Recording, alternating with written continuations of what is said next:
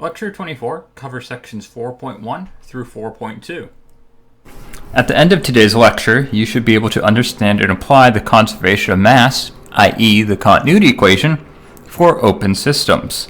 You should also be able to apply the continuity equation to steady and unsteady, i.e. transient, problems. Last but not least, you should be able to understand and apply the conservation of energy equation to open systems. Now let us begin by recalling the definition of our continuity equation for a closed system.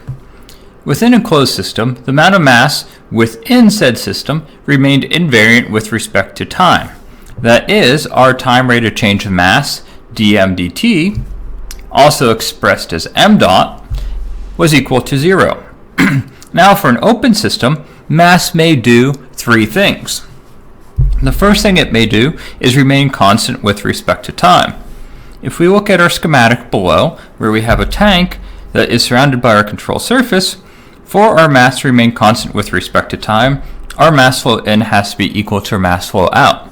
Thus, we could consider a scenario where we have a pre-established fluid level, and whatever mass enters our system is going to be identically equal to the mass that exits our system.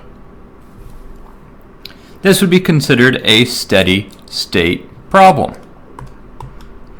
Now, a second scenario may arise where we accumulate mass within our system. Now imagine our tank is initially empty, and as we add mass to our system, the fluid level within the tank is going to rise. And it will take some time before this level reaches a height for which mass may exit. During that period of time where we fill our tank, we are accumulating mass within our system. Thus, we have a transient problem, and our time rate of change of mass is no longer equal to 0. The last scenario is where we can disperse mass from our system. If we imagine our tank is initially filled at some level, and we open a valve allowing the outflow of mass, our fluid level is going to decrease with respect to time,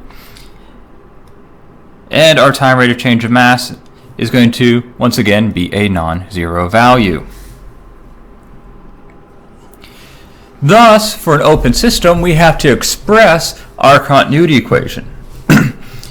We express our time rate of change of mass, dm dt, as the following. dm dt is going to be equal to the sum of our mass flow rates into our system, less the sum of our mass flow rates out of our system. And we use a summation convention to express multiple inlets and outlets. That is, the time rate of change of mass, dm dt, is going to be equal to the sum from I is equal to 1 to n of m dot I, less the sum of j is equal to 1 to m of m dot j. Now, n may be equal to any number that reflects the number of inlets into our system, and m may be equal to any number that reflects the number of outlets for our system.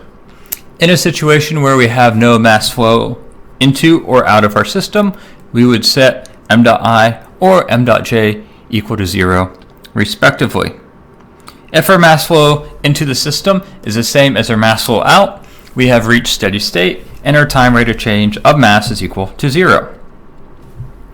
Before we can use this equation, we have to identify an expression for our mass flow rate. If we recall, mass is our density times volume, we can express our mass flow rate, i.e. the quantity of mass that is crossing a specified control surface during a period of time, as our density times area times velocity. Schematically, we can think of it as such.